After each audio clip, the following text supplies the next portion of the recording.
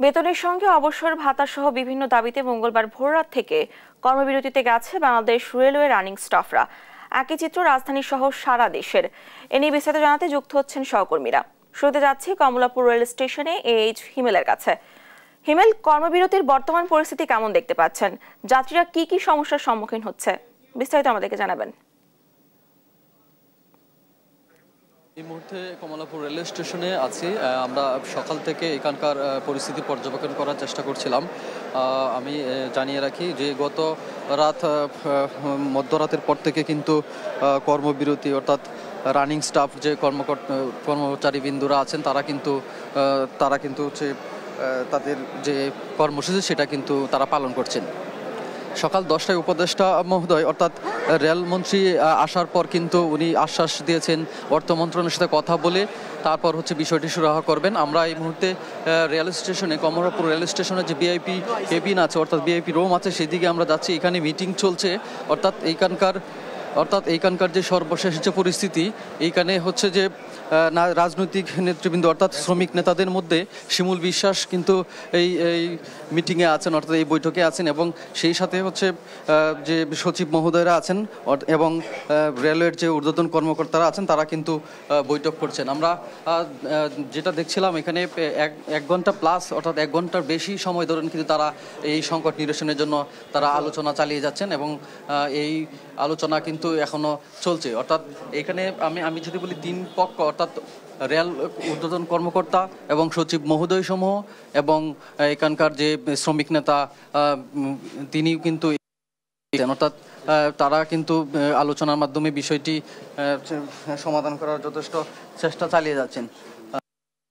Kamalapur rail station যে সর্বশেষ পরিস্থিতি সেটি কিন্তু অর্থাৎ বৈঠক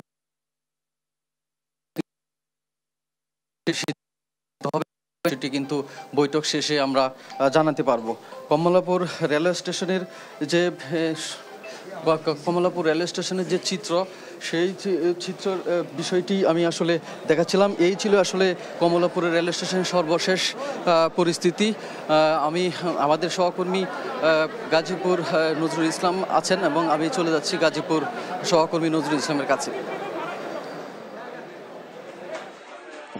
হিমেল, আপনি যেমনটা বলছিলেন, আপনারা জানেন যে গাজীপুর রেলওয়ে স্টেশনে কর্মবিরতির ফলে কিন্তু এখানে স্থবির হয়ে পড়েছে স্বাভাবিক কাজকর্ম। কিন্তু আমরা সকাল থেকেই দেখতে পেয়েছি এখানে যে রেল স্টেশনে দূর দূরান্ত যারা যাত্রী রয়েছেন তারা কিন্তু নাকাল হয়েছেন সকালবেলা। কিন্তু তারা হঠাৎ করে রাতের 12টার পর থেকে কিন্তু গাজীপুর থেকে সারা দেশের সাথে রেল যোগাযোগ কিন্তু বন্ধ হওয়ার ফলে কিন্তু আপনার গাজীপুরের যে স্টেশন মুখী যারা রয়েছেন, যারা দূর দূরান্ত যাবেন অর্থাৎ লালমনিরহাট, পাবনা, সিরাজগঞ্জ, ঈশ্বরদী এই সমস্ত রুটে যারা যাত্রী রয়েছেন তারা কিন্তু এখানে বিপাকে পড়ে গেছেন। আমরা দেখেছি যে সকালে ছোট ছোট ছেলে মেয়েদের নিয়ে কিন্তু রেলওয়ে স্টেশনে কিন্তু তারা অপেক্ষায় ছিল।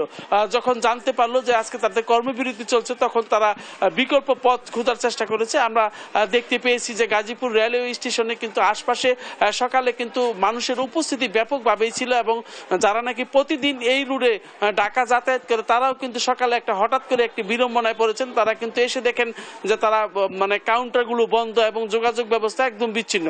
তো আমরা এখানে কাউকে, যারা আন্দোলনকারী কাউকে কিন্তু খুঁজে পাইনি। তবে সাধারণ মানুষ বলছেন আন্দোলনের ভাষা এরকমটা হওয়া উচিত না এবং যার কিছু আন্দোলন হচ্ছে সেটা মানুষকে কষ্ট দিয়ে না করার আহ্বান জানিয়েছেন এবং দ্রুত সময়ের মধ্যে এই সমস্ত আন্দোলন যাতে দ্রুত সমাধান করা যায় তার জন্য কিন্তু তারা সাধারণ যে নাগরিক রয়েছেন যারা রেল পথে ভ্রমণ করেন তারা কিন্তু সেটা জানিয়েছেন।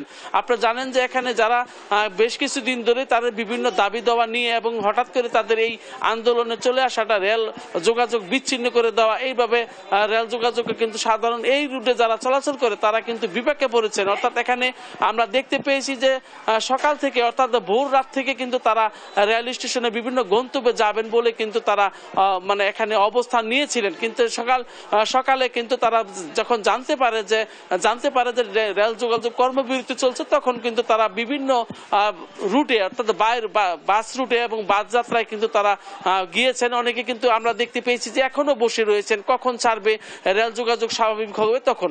তো আমরা এখন আমাদের সাথে যুক্ত হচ্ছে লালমনিরহাট থেকে জামাল, আমাদের সহকর্মী যুক্ত হচ্ছেন। নজরুল, আপনি যেমনটি বলছিলেন, লালমনিরহাটেও কিন্তু আসলে ট্রেন চলাচল বন্ধ থাকার কারণে যারা সকাল থেকে এ পর্যন্ত ট্রেনের টিকিট অগ্রিম টিকিট কেটেছিলেন তারা কিন্তু অনেকটাই বিপাকে পড়েছেন। সব মিলিয়ে যদি বলতে চাই যে আজকে সকালেও কিন্তু লালমনিরহাট থেকে একটি মাত্র ট্রেন ঢাকার উদ্দেশ্যে ছেড়ে যাওয়ার কথা ছিল, লালমনি এক্সপ্রেস, সেই ট্রেনটি কিন্তু না যাওয়ার কারণে অন্তত 3 থেকে 400 জন যাত্রী কিন্তু অনেকটাই ভোগান্তিতে পড়েছেন। কারণটা হচ্ছে লালমনিরহাট থেকে দিনের বেলা কিন্তু ঢাকার উদ্দেশ্যে বাস ছেড়ে যায় না। এ কারণে কিন্তু যে যাত্রীরা ট্রেনের অগ্রিম টিকিট কেটেছিলেন তারা কিন্তু অন্যান্য যানবাহনে লালমনিরহাট থেকে রংপুর সহ বিভিন্ন জেলায় থেকে গিয়ে তারপরে কিন্তু ঢাকার উদ্দেশ্যে ছেড়ে যাচ্ছেন। আন্দোলনরত ট্রেনের যে কর্মকর্তা রয়েছেন, চালক, সহকারী চালক, তাদের সাথে কথা হয়েছে। তারা যেটি বলছেন যে তাদের দাবি আদায় না হওয়া পর্যন্ত কিন্তু এই কর্মবিরতি আসলে অব্যাহত থাকবে, অর্থাৎ ট্রেন চলাচল বন্ধ থাকবে।